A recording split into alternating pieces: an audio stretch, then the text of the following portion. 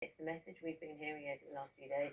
It is being echoed by medical staff. Earlier this week, one A&E nurse's plea for people to obey social distancing rules was widely shared online. Yes, we talked to him in just a moment. Take a look first. I've just got in from a run, and I'm compelled to record this video for you. I'm again, like my colleague up in Hull, who's the intensive care nurse. I'm just completely bemused by what you're doing. I went out and I saw you all cycling. I saw you fishing. I saw you having a picnic. It can't happen. It needs to stop. We're on lockdown for 3 weeks. If you don't listen, it's going to get worse.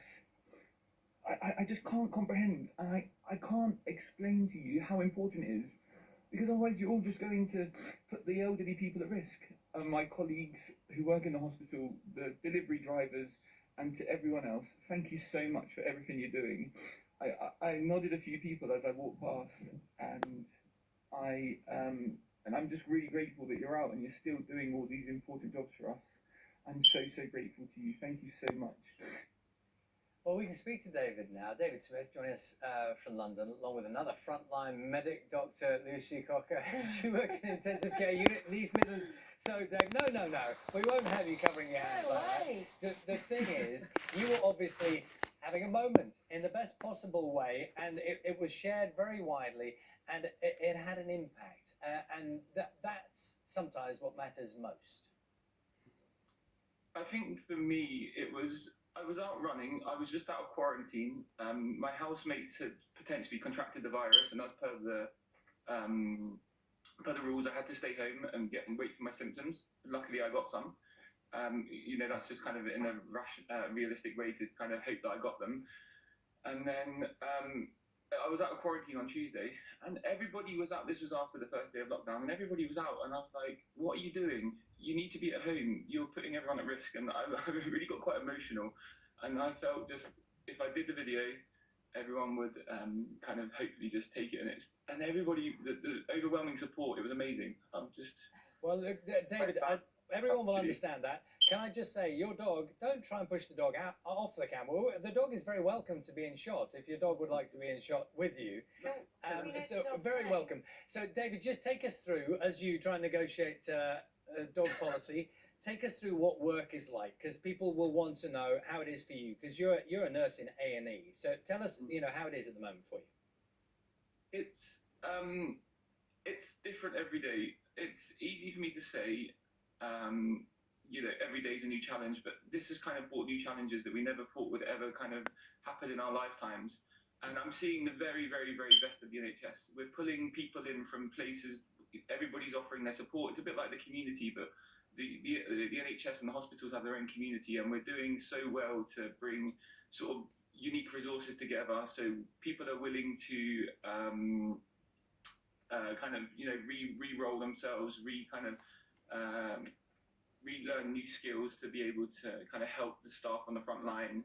Everybody wants to learn how to use a ventilator because they want to be able to help the sickest patients, and it's just amazing. Everybody's been incredible, even the public. Everyone's just been fantastic. So I think we'll get through this together, to be honest. It's great to hear you more optimistic, David. Lucy, let's talk to you. You've been training in intensive care since August last year. How's it changed? Things are very different, and I think things are very different in my department day by day as I go in, as we make more changes and try and react as quickly as we can to the situation that's changing around us. We are not as badly hit as they are in London, up in the Midlands at the moment, but we're not naive to think that it's not going to get worse and get to that level here. So our managers and our seniors and our most senior doctors are making changes to the way we lay out our intensive care department, how our rotas work, and also the procedures we're told in terms of putting on and taking off all this protective equipment to try and accommodate as many patients as possible, but also keep staff as healthy and as able to work for as long as possible as we can, because we know this isn't going to be just a matter of days or weeks. We need to still be able to have doctors, nurses, all the support staff of the NHS working in a month, 2 months' time, because there will still be patients coming through that need us. Lucy, give me an idea of how it works in the intensive care unit. Like, what do you see? How are people in terms of the levels of sickness, levels of infection, stages of the virus, others who aren't infected, who are in ICU for other reasons. How is that actually, how does that look in the hospital today? So it's, as I said before, it's looking very different by day, but we've been very clear that we needed to divide up the intensive care area as long as we can do to keep those who are not coming in with coronavirus symptoms away from those that are, because we still have patients who are needing intensive care for other reasons, and we need to look after them and also protect them from getting the virus, because they are potentially some of the sickest patients. We also have the patients that we are either treating as suspected coronavirus or do have the coronavirus, who are very sick patients, as a lot of ours are in intensive care, and those are being looked after with as much protective equipment as we can on the staff. But it is difficult because it's not like something that we've treated before.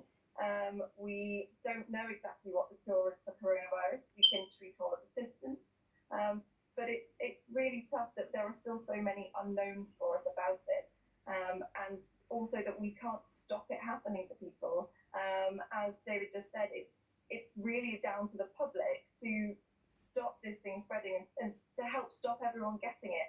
We can look after those people who are unfortunate to become ill and come into hospital, but it's actually the public out there that are going to be the true heroes, that if they stay inside, can stop this spreading and can really bring this to an end for us. Should also make clear though, Lucy, of course, and David, government guidelines at the moment is that you are allowed to leave your home for exercise and essential trips, preferably in groups of no more than 2 and only with those of in your household too. So the government guidelines aren't to stay in, it's to be mindful while you're about and obviously keep the physical distancing. David, can I pick up with you on testing, which is one of the things we're talking to the medics and the scientists a lot about, and a lot of people looking at people like yourselves who are working frontline are worried about you, and you too must be concerned about testing, and that could be very important for you. They're suggesting that the first people, as it moves away from just the patients themselves who will get access to the testing procedures, will be NHS staff, and I imagine that'll be something you'll very much be welcoming.